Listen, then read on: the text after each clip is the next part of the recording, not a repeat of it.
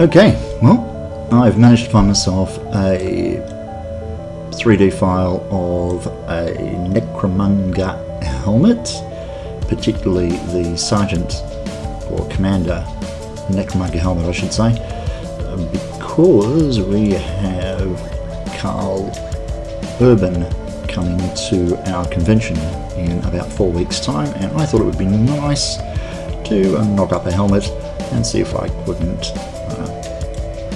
pick up on some of the glory of having him there.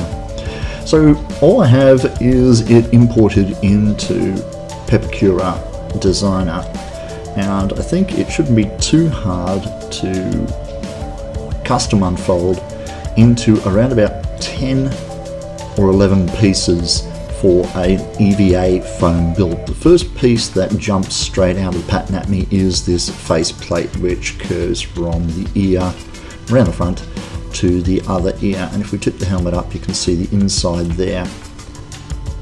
That's going to be a really simple shape to cut out, basically that rectangular section right around the front to the other side, boom.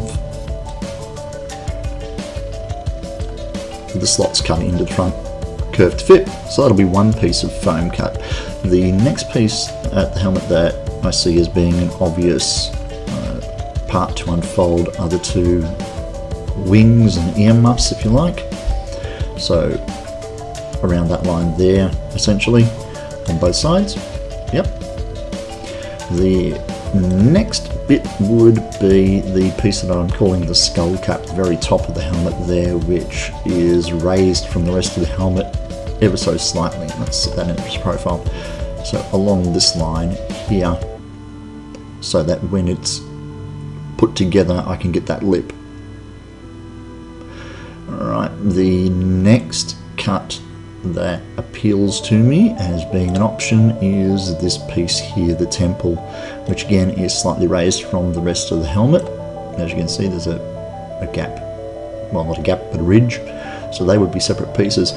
Then I would probably do the back as one piece, the forehead and front of the helmet as another piece, which would leave me with a strip around here on both sides and that front piece there, just to give that fill in, and by my calculations that should be 11 separate pieces to turn that into a very simple and yet relatively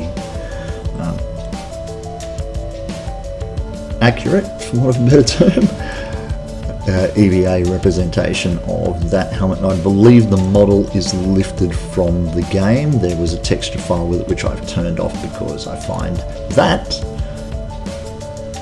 to be a little less appealing. The advantage of having the texture file is, of course, there are those ridges on the helmet that need to be included. There's a small ridge that runs down the top of the helmet with spikes on it, grooves, and texture file just helps pick those up a bit. There's also, from memory, on Vaako's helmet, this is before he announces that he's killed Reddick and gets his promotion.